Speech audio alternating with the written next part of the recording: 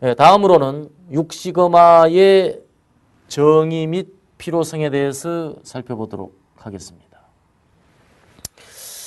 6시그마는 사람마다 여러 가지로 정의를 하곤 합니다. 첫째는 6시그마는 프로세스 능력에 대한 척도입니다. 6시그마 수준이라고 하면 100만 개당 3.4개의 결함이 있는 정도가 6.6시그마입니다. 그 언뜻 들어서 굉장히 감이 안 오실지 모르겠는데요. 그 수준이라는 것은 대단히 높다고 보시면 됩니다.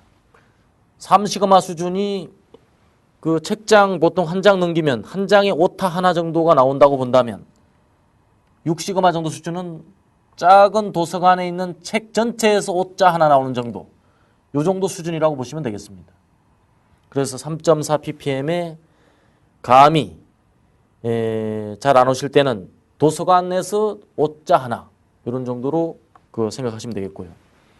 두 번째는 경영혁신 전략으로 정의가 됩니다. 경영혁신 전략이라는 것은 첫째, 무결점입니다. 프로세스에서 무결점을 추구하는 것, 결함 없는 공정, 이게 첫 번째예요. 이건 사상이기도 하고 철학이기도 합니다. 두 번째는 목표로부터 이탈을 최소화한다. 아까 목표가 있었죠. 이게 목표라고 한다면 항상 이와 같이 목표로부터 이격되지 않도록 목표로 항상 가까이 간다는 그런 의미를 가지고 있어요. 그래서 목표에 가까이 가 있고 산포가 없으면 그야말로 6시그마 수준이 구현이 되는 것입니다. 그 다음에 세 번째는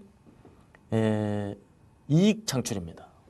이익 창출이라는 것은 그 식스시그마의 활동이 단순히 구호에 거치는 낭만적인 활동이 아니고 바로 make money, 재무적인 대차대조표에 바로 꽂힐 수 있는 직접적인 성과 창출 활동이라는 것을 엿볼 수가 있어요. 더불어서 추구하는 것이 고객 만족입니다. 어찌 보면 이익 창출과 고객 만족은 양면의 동전과 같은 것입니다. 어느 것 하나를 희생시키고 어느 것 하나가 뚜렷이 돋보일 수가 없는 그런 구조가 되겠습니다. 그 다음에 이제 식스시그마에서는 시그마라는 척도를 사용합니다. 6시그마라면은 100만 개당 3.4 ppm, 5시그마는 233 ppm, 3시그마는 4시그마는 2700 ppm, 3시그마는 66,800 ppm. 그래서 시그마 수준으로 이야기하면 전부 다 그게 품질이 어느 정도 수준이다, 우리가 뻔히 알 수가 있어요. 그 다음에 이제 시그마라는 말은 그리스 문자의 18번째 말입니다. 그래서 통계적으로 표준 편차라는 그런 의미로 사용이 됩니다. 6시그마의 본질은 산포 저감에 있다고 아까 말씀을 드렸죠. 그래서 기업에서 6시그마를 전개한다는 의미는 바꿔 말하면 산포를 줄이는 활동을 하고 있다, 이렇게 보시면 틀림이 없겠습니다. 그 다음에 이제 마지막으로는 인류 기업으로 성장하기 위한 필수적 도구다, 이렇게 보시면 되겠어요. 인류 업체라는 게 뭡니까? 인류 업체로 도약하기 위해서 제일 필요한 것은 경쟁 우위입니다. 경쟁 우위. 경쟁 우위는 두 가지 방법밖에 없어요. 경쟁에서 상대방을 능가하기 위해서는 경쟁 우위. 첫째는 차별화입니다.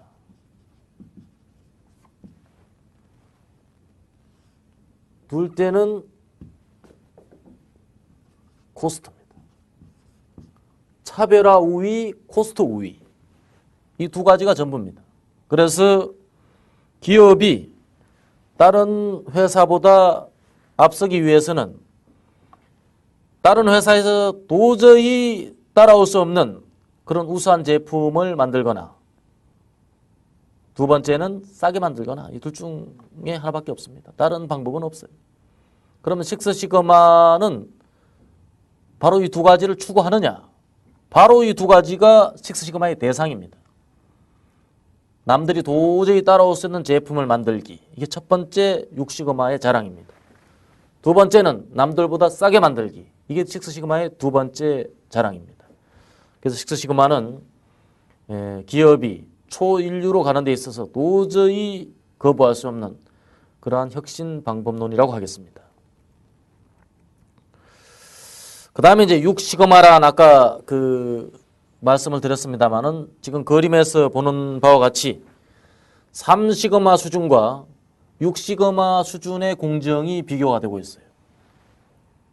이 의미는 6시그마 수준이라고 하는 것은 평균과 규격, 기업은 항상 규격을 가지고 있어요. 제조 라인에도 규격이 있고, 또 아까 피자집 배달 말씀을 드렸습니다만은 피자집에도 규격이 있어요.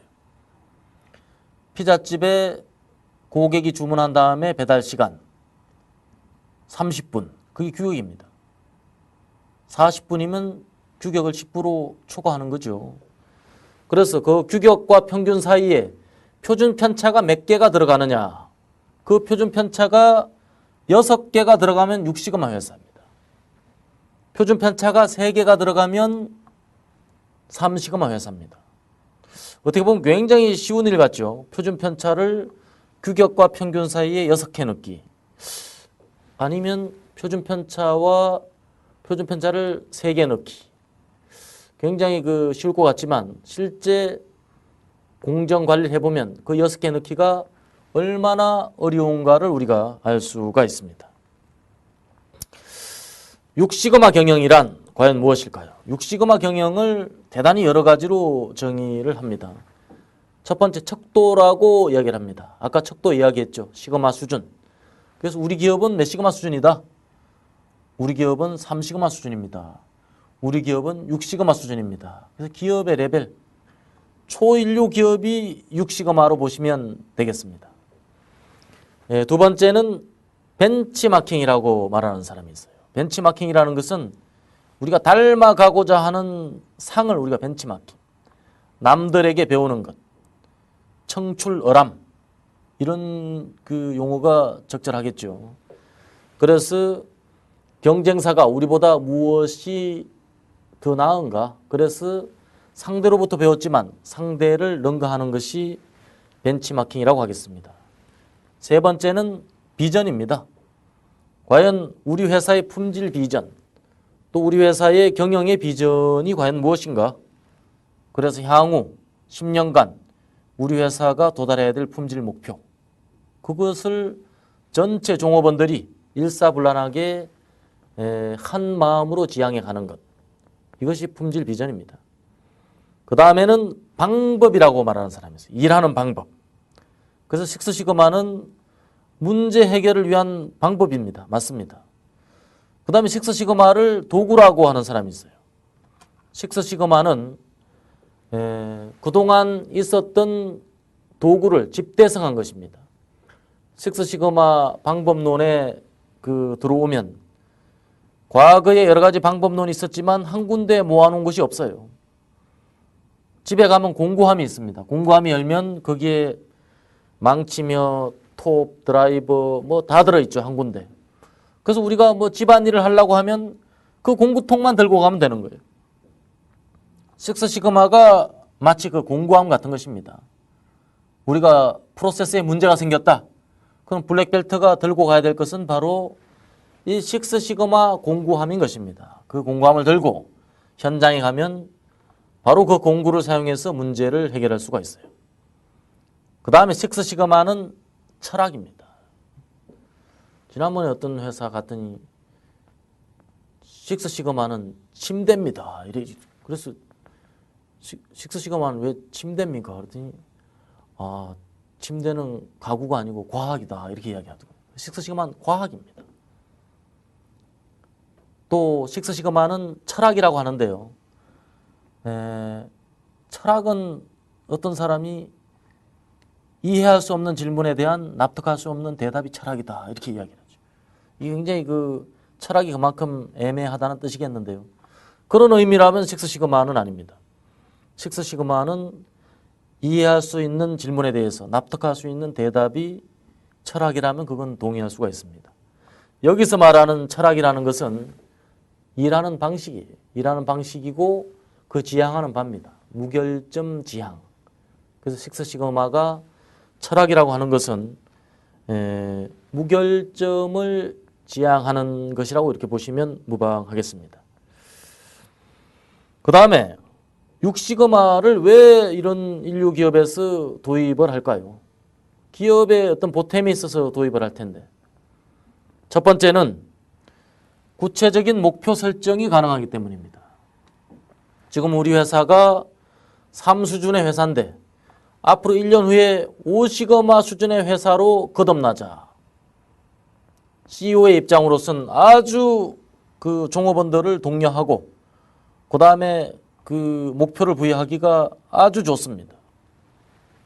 그 다음에 품질이 향상되어 가는 과정을 이 척도를 통해서 시시각각 모니터가 가능한 것이 첫 번째 도입의 이유라고 하겠습니다. 두 번째는 근본 원인 제거에 초점을 맞추고 있어요. 그래서 우리가 임시 방편으로 윗돌 빼가지고 그 아랫돌 빼서 윗돌 공구고 윗돌 빼서 아랫돌 공구는 이런 개선 활동이 아니고 그야말로 근본적인 처방. 근본적인 처방이라는 것은 그 처방을 통해서 일이 원초적으로 해결되는 것을 말하는 거예요. 우리가 질문을 5번 하라고 이야기를 합니다. 5Y라고 하죠. 워싱턴 광장에 링컨 동상이 계속 녹이 썰어가고 있었어요. 첫 번째 그 처방은 녹을 닦는 게 첫 번째 처방입니다. 그런데 왜 녹이 쓰는가 했더니 거기에 그 새들이 날라와서 새들의 배설물이 이렇게 막 그 동상에 떨어져 가지고 이게 녹이 쓰는 거예요. 그 두 번째 처방은 새들을 쫓았습니다. 그런데 맨날 새를 쫓을 수가 있습니까? 사람이 안 쫓으면 다시 날라오고. 이 근본적인 처방이 아니죠. 근데 새들이 왜 날라오는가 했더니 거기에 벌레가 자꾸 끼어 있는 거예요. 그러니까 벌레 먹으려고 새들이 날라오는 거다. 그래서 벌레를 잡으려고 거기에 살충제를 뿌렸습니다. 농약. 그랬더니 벌레가 다 죽어서 새들이 안 날라오는 거예요. 근본적인 처방을 했다. 근데 웬걸? 그 다음에 비가 오고 나니까 다시 농약이 씻겨가면서 벌레들이 다시 날라오기 시작했어요. 이것도 근본적인 처방이 아니구나. 그래서 벌레들이 왜 여기에 이렇게 날라오게 되는가 생각을 했더니 그 동상 옆에 바로 가로등이 있었던 거예요. 그래서 가로등을 옮겼습니다. 마지막 처방으로. 이것이 바로 근본적인 처방입니다. 아까 전단의 어떤 그 대책들도 임시 방편에 속하는 것들이에요. 그래서 근본적으로 가로등을 없앰으로써 더 이상 링컨 동상은 부식이 될 이유가 없어진 것입니다. 이와 같이 식스 시그마는 근본적인 원인 제거. 그래서 한번 내가 손댄 것은 다음에 그 누구가 다시 손댈 필요가 없게 만드는 것. 이게 식스 시그마의 지향점이라고 하겠습니다. 이것 때문에 받아들이는 겁니다. 그 다음에 세 번째는 제조 부문뿐만 아니라 전 부문에 걸쳐서 적용이 가능하다. 과거의 혁신활동은 주로 혁신활동하면 현장하면 공장, 제조, 이렇게 인식이 되어 왔어요. 그 사무실에 그 기획하는 사람들, 언제 이런 혁신한다, 그 문제 해결한다, 이런 거 꿈도 꾸질 않았어요. 나하고는 관련 없는 일, 이렇게 그 인식하고 말았는데, 식스 시그마 이후에 완전히 달라졌습니다. 식스 시그마는 이제 그 열외가 없어요. 기획 부문, 인사, 총무, 서비스, 금융, 이 업종을 막론하고, 그 다음에 어떤 부문을 막론하고 전 부문이 적용할 수 있다는 것. 그래서 이 초일류 기업들이 이 식스 시그마를 도입했고 지금도 계속 그런 추세에 있는 것입니다. 그 다음에 네 번째, 프로세스 개선의 방법론입니다. 단순히 그런 컨셉만 주는 것이 아니고 이 식스 시그마의 절차를 따라가다 보면 자연스럽게 문제가 해결되는 원리가 있어요. 이 얼마나 좋습니까? 마치 매뉴얼 같은 거죠. 그 매뉴얼만 따라하면 그 트러블 슈팅이 되는 한국 자동차 정비 매뉴얼과 미국 자동차 정비 매뉴얼이 좀 차이가 있어요. 한국 정비 매뉴얼이 굉장히 어렵다고 하더군요. 굉장히 기술적으로 기술이 되어 있는 반면 미국의 자동차 정비 매뉴얼은 그대로 어떤 정상에 대해서 이렇게 시동이 걸리지 않는다. 첫 번째, 배터리 케이블을 점검하시오. 이상 없다. 그러면 스파크 케이블의 연결 단자를 점검하시오. 이상 없다. 그 다음에 스타팅 모터를 점검하시오. 이렇게 가면 자동적으로 원인을 찾아가는 그런 구조라고 합니다. 바로 식스 시그마가 이런 구조인 것입니다. 차례차례 그 로드맵을 가이드를 쫓아가다 보면 문제가 해결돼가는 구조. 그래서 그 여태까지 그 기업들이 식스 시그마를 받아들이게 된 것이죠. 물론 이 외에도 이유는 많겠습니다만은 이와 같이 네 가지로 압축을 하도록 하겠고요. 마지막으로 마이클 해리는 과연 6시그마를 어떻게 보고 있는가에 대해서 말씀을 드리겠습니다. 마이클 해리는 6시그마를 이렇게 정의를 합니다. 만든 사람이 이렇게 정의를 했다 그러면 그건 대략 맞는 거죠. 그 권도가 있기 때문에 무시할 수가 없는 것입니다. 첫 번째는 통계적 측정치라고 이야기를 했습니다. 그렇죠. 6시그마는 분명히 통계적인 측정치입니다. 3시그마, 4시그마, 5시그마, 6시그마 하면 전 세계 누구라도 알 수 있는 척도인 것이 분명합니다. 그래서 여기에 강점이 있고 이것이 회사에 적용이 되면서 이게 공통의 언어가 되어버렸습니다. 세계 공통의 언어는 몇 가지 안 돼요. 한국 사람은 한국말 쓰고 미국 사람은 미국말 쓰지만 수학은 그렇지 않습니다. 수학은 미국 수학하고 한국 수학하고 똑같아요. 2 빼기 1은 미국에서도 1이고 한국에서도 1입니다. 그 다음에 또 공통의 언어가 통계입니다. 미국에서 6시그마도 3.4ppm이고 한국의 6시그마도 3.4ppm입니다. 그래서 이것이 공통의 언어가 되어 있는 것입니다. 두 번째는 기업의 전략이다 이렇게 이야기를 했습니다. 이 말은 뭐예요? 경쟁자를 물리치고 이기는 방법이다 이렇게 이야기를 한 것입니다. 그래서 첫 번째로 전략이라는 의미는 경쟁 우위를 갖게 해준다. 경쟁 우위 아까 이야기했죠. 차별화 우위를 갖게 해주고 코스트 우위를 갖게 해준다는 것입니다. 그 다음에 두 번째는 시그마 수준이 높아지면 품질이 높아가고 코스트는 줄어든다. 그 의미는 보통 3시그마 수준의 회사가 일을 잘 못해서 발생되는 비용이 약 20에서 30% 된다고 합니다. 6시그마 수준의 회사는 약 5%. 그러니 그 차이야말로 엄청나죠. 그래서 6시그마에 도달하면 그만큼 회사의 이익이 늘어난다는 그런 의미가 되겠습니다. 그 다음에 기업 전략 세 번째는 고객 만족 경영이다. 6시그마가 지향하는 것은 수익성 제고와 고객 만족입니다. 그래서 고객이 만족할 때까지 고객이 만족하는 것이 결국은 기업의 번영인 것입니다. 그래서 이 세 가지를 두루 활성화시킬 수 있는 것이 식스 시그마이므로 식스 시그마는 기업의 전략이다 이렇게 표현을 한 것입니다. 그 다음에 세 번째는 철학이라고 이야기했습니다. 여기 굉장히 마이클 해리 입장에는 굉장히 힘을 주고 싶었던 그런 인상이 역력했는데요. 무조건 열심히 일하는 것보다 스마트하게 일하는 것. 우리가 일을 할 때 헛일하는 경우가 많아요. 효과적인 일을 해야 되는데 헛일하는 것. 권투 선수가 제일 힘이 빠질 때는 마음 먹고 친 것이 헛방 칠 때라고 그럽니다. 그 힘이 쪽 빠진다. 다시 하기 싫은데 계속 해야 되는 거예요. 우리가 일을 하는 방식도 무조건 열심히 일해서는 좋은 성과가 나질 않습니다. 체계 있게 일을 풀어가는 원리에 따라서 일을 해야 성과가 나게 되어 있습니다. 육시그마는 마이클 해리가 주장하는 철학이라고 하는 의미는 올바른 행동입니다. 올바른 절차에 따라서 일하자. 막 무식하게 그냥 좌충우돌하지 말고 딱 이미 성공할 수밖에 없는 수순을 정립을 해놓고 그 수순을 따라가면 백발백중 성공할 수 있는.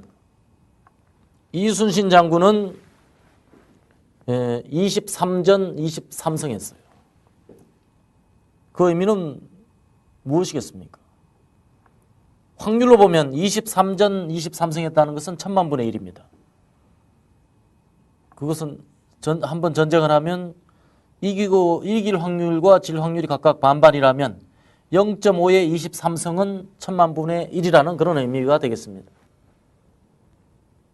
그런데 1000만 분의 1, 로또 복권에 당첨될 확률이 840만 분의 1입니다. 그러면 로또 복권에 당첨될 확률보다도 더 어려운 일을 이순신 장군이 해냈다, 그런 뜻인데요. 그러면 이건 바꾸어 말하면 이순신 장군은 미리 이기고 그 다음에 싸웠다, 이런 이야기입니다. 그 의미는 바로 마이클 해리가 세 번째로 힘주어 주장하고자 했던 철학에서 될 일을 하자, 그런 이야기. 무조건 싸우지 말고 이길 싸움을 하자, 그런 이야기입니다. 그래서 이순신 장군은 전쟁의 이벤트가 생기면 내가 과연 이길 수 있는가 없는가, 이길 수 있는 수순이 무엇인가를 정립하지 않으면 절대 싸우질 않았어요. 시대적으로는 많이 차이가 있지만 이 두 사람의 생각은 매우 비슷한 것 같습니다. 자, 오늘 그 첫 번째 차시에서는 육시금화란 무엇인가, 그래서 육시금화의 유래에 대해서 살펴보았고요.